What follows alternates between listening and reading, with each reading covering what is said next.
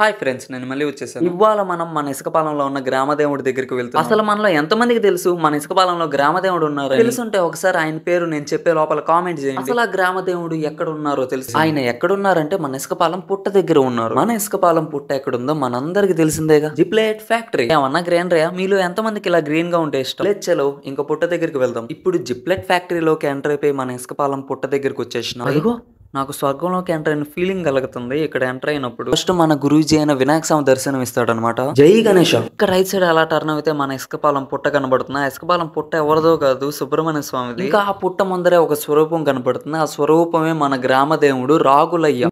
మీరు నమ్మతారో నమ్మరు, మన ఇసుకపాలెంకి పుట్టైన సుబ్రహ్మణ్య స్వామి పుట్ట చాలా పవర్ఫుల్. ఎందుకు అలా చెప్తున్నా అంటే, ఏ ఇండస్ట్రీ వాళ్ళకైనా ఒక చిన్న ప్లేస్ అయినా చాలా యూస్ఫుల్. అలాంటిది ఇంత పెద్ద ప్లేస్ ని ఎందుకు వదిలేశారు? స్టార్టింగ్ ఈ పుట్ట ప్లేస్ లో కూడా కన్స్ట్రక్షన్ స్టార్ట్ చేశారంట. అప్పుడు ఈ ఫ్యాక్టరీ కన్స్ట్రక్ట్ చేసేటప్పుడు చాలా ఆటంకాలు వచ్చాయి. ఎందుకు ఇలా ఆటంకాలు వస్తున్నాయని ఆలోచిస్తే ఇది సుబ్రహ్మణ్య స్వామి పుట్టని తెలిసింది. ఇంకా దేవుడు పుట్టని తెలిసినప్పుడు ఎవరైనా ఎందుకు ఇలా చేస్తారు? సో అప్పుడు ఈ పుట్టకు ప్లేస్ వదిలేసి ఈ ప్లేస్ ని బాగా ఇంప్రూవ్ చేశారు. అప్పటి నుంచి ఇప్పటి వరకు ఈ ఫ్యాక్టరీకి ఏ ఆటంకాలు రాలేదు. ఇంకా అంతా శుభాలే జరుగుతుంది. ఇంకా అదండి విషయం. ఈ వీడియో నచ్చినట్టయితే లైక్, షేర్, ఫాలో చేయండి. నెక్స్ట్ వీడియోలో మళ్ళీ కలుద్దాం. బాయ్.